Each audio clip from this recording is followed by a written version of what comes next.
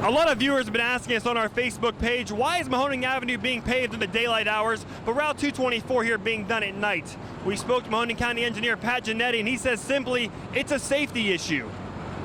Driving through these construction zones in the evenings when it's dark, they have the construction lights that are extremely bright. They're lower to the ground. Oftentimes it causes a lot of glare. You can't see the workers if they're coming in and out. You can't see the trucks sometimes. COVID-19 numbers are on the decline, but that's not the case when it comes to crime in the city of Youngstown. 16 homicides alone this year. Mayor Tito Brown spoke very frustrated, saying this needs to end now.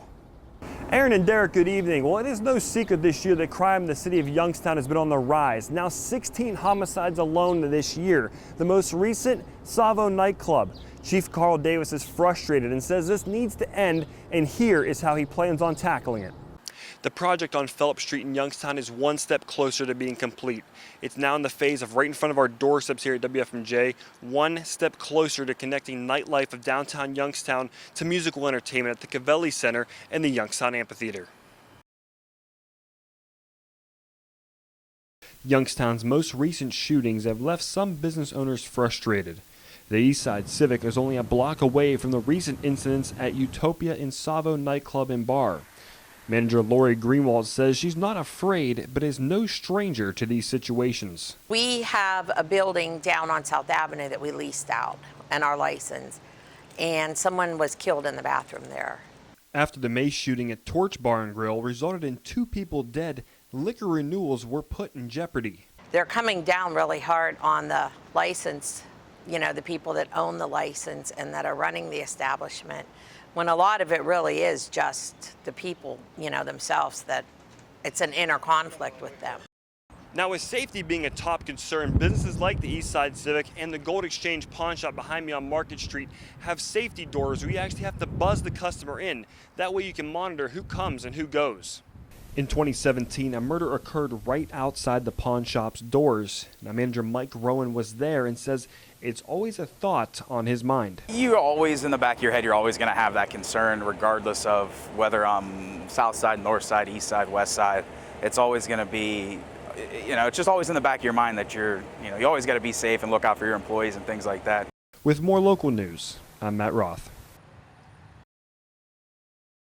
I'm showing people 20 houses before they get one right now. This has become the new normal for potential home buyers, a limited market and higher costs. Thank you for calling Howard Hanna. How may I help you? April McGagan, branch manager of Howard Hanna in Howland, says this limited market has been created by a perfect storm. We have a huge sector of baby boomers still in their homes, still healthy and not willing or wanting to move away from their homes. And then we have another huge sector of the population, the millennials, that are ready and willing and able to buy homes and buy more expensive homes than they have been in the past. According to Realtor.com, as of June, the national home inventory has dropped by 50%, while the average home costs are up by 15%. Have you set up for a showing today? Sean Burton is in his first year of realty and says each deal comes down to minutes. I was driving to a property and the agent would call me and say they already accepted an offer and the house could be listed for an hour. Now, with these rising home costs, should buyers be worried the home they're buying today not be worth that years down the road? I think right now we are in this for the long haul. We are catching up to the bigger cities, to Cleveland, to Columbus. Right now it's a shock to us because we've been known for a lower housing market, but it's not like 2008. We're not going to have a market crash. With more local news, I'm Matt Roth. If you are currently in the market for a used vehicle, don't get sticker shock when you walk the lot or visit that sales floor. Per KellyBlueBook.com, used car prices were 25% higher this May in comparison to last year. I met with some local used car dealers to find out why. We don't have the chips for the new cars because they are coming from China or wherever. And there's cars really actually stockpiled now that cannot be delivered until these chips are available. This shortage has created a trickle-down effect across used and new dealers. It's starting at the dealerships, the Greenwoods and big dealerships. They can't get new cars. As of last week, they only had 4 new cars on the lot. There's some dealers that don't have 35 new cars. And I mean big dealers. According to CarAndDriver.com, $61 billion is what's estimated this chip shortage is costing the industry, all stemming back to the lack of production in the second quarter of 2020. If you can hold off on buying that newer used car, relief may be coming soon. The well's going to run dry. A lot of it has to do with the chip. I mean, once they release all that and we get through this, cars are going to be stockpiled again. With more local news, I'm Matt Roth. It was the biggest blow I've ever taken in my life, me and my wife.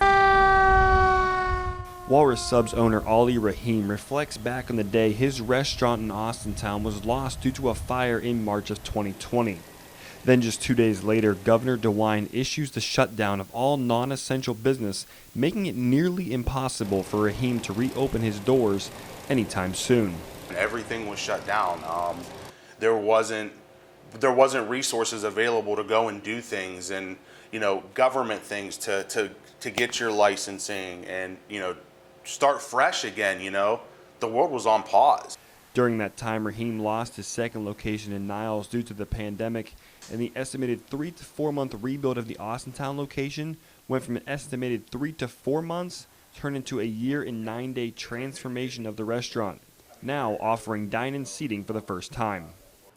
I asked Rahim what kept him motivated to keep going post-fire and pandemic. He said simply to continue to serve his community. I got to a point where I just wanted to fight harder, man. I wanted to push. I wanted to bring this back, and I wanted it to be better than it ever was. I can't take away what happened. However, I trusted God to step in and help me through the process, and I trusted God, and He blessed me with something amazing. With more local news, I'm Matt Roth. Paving crews clock in at 9 p.m. and work through 9 a.m. Last night they were busy ripping out the old pavement on Route 224. So we do it at night, that way to lessen the impact to those local businesses there. And we do it at night because traffic would just back up so much because such of the high volume of work. So why doesn't the county pave at night along Mahoning Avenue in Austintown? County engineer Pat Giannetti told us last week it was a safety issue. He says it adds cost to the project. Plus, he says Mahoning Avenue just isn't as congested as 224. It's hard enough navigating through a construction zone in the daytime when you can see everything. You do that at night, like I said, you get limited visibility. You add the glare of the construction lights. It poses a whole nother safety risk. But the ODOT spokesperson says for them it actually is safer to work at night, and he isn't aware of any motorist complaints about bright lights. When there's less traffic on the road, it does make it safer for the contractors to work out there because they don't have as many vehicles going by. Giannetti says you really can't compare the projects because both are very different. He says the state has more funding and equipment to do those kinds of jobs at night. And he says Mahoning Avenue is just a 2-inch deep mill and pave, while 224 is a 4 to 6 inch deep mill that requires an immediate pave to even up the lanes for traffic, something that wouldn't be possible during daytime traffic. The Mahoning project is expected to be completed in about 2 weeks, while 224 will continue through the end of July. With more local news, I'm Matt Stone. It's the little things that make me happy now. So before I used to just kind of wake up and it seemed like there was this dull film over everything, and now it's everything's bright. Bright and full of hope. It's something 29-year-old Alyssa Zabrowski could never imagine, a new lease on life. Just a couple of years ago, this was Zabrowski. In trouble with the law, her mugshots went viral quickly because of her unique facial tattoos.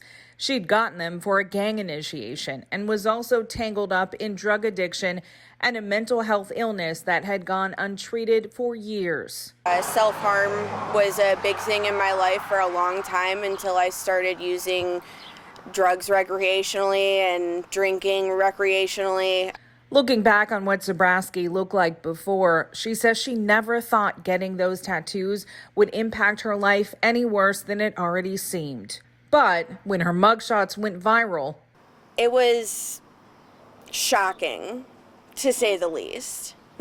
And change came with help from Drug Court, a 12-step program, and therapy. Treating her mental health condition was life-saving. Now she's ready to get rid of the physical reminders of her past. Here we go. Let me know if you need a break again. Part of a program called Initiative through a company called Removery that will remove tattoos for people to move on from past traumas. Getting it done is a big part of Zabrowski's healing process. It was definitely life-changing. It was super exciting. You can hear the joy in her voice. Each session is just 20 minutes. It's super like relieving to know that like I'm not going to be stared at or looked any type of way anymore. These days, Alyssa has her own place, a job, and her therapy dog, Jax. And though it may take a year or more to get rid of all facial tattoos, she's hoping her story will help someone else. There's people that are sick and suffering that don't know that help is out there. Her message, it's never too late. The only opinion that should matter is my own. And I have a lot of people that support me, and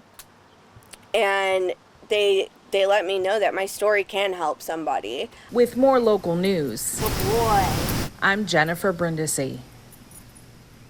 The Brad Keselowski Checkered Flag Foundation is honoring Staff Sergeant Bradley Miles, who died last December by having his name on his number 2 Ford. It's just unbelievable to me. Bradley was so obsessed with cars. He was in car clubs and always bringing home something. So it's just so fitting for him. And he loved NASCAR. McDowell and Brad Keselowski wins Talladega. I'm glad to be able to honor your family and friends. And it's really special cause and an important weekend for NASCAR and for our country. Sergeant Miles passed away at the age of 32. He left behind his wife and their 3 small children in South Carolina. They'll be at the race Sunday and meet with Keselowski. I think that once we get there, it's going to be a lot of emotions. Yeah, we're excited though. It's so exciting. I mean, we're just excited about it. A lot of the things, have just been so sad and hard. And so this kind of brings a little excitement to it. This is a hard weekend for us. It's Memorial Day. Miles joined the Army at 17 and served multiple tours and continued his service until his passing. Holly and her kids are grateful for the opportunity and look forward to the race and hopefully seeing the number 2 car in victory lane. We became lifelong supporters of Brad, just with everything that he does with the military. So we hope he wins this race and every race and just, bring my husband across that line.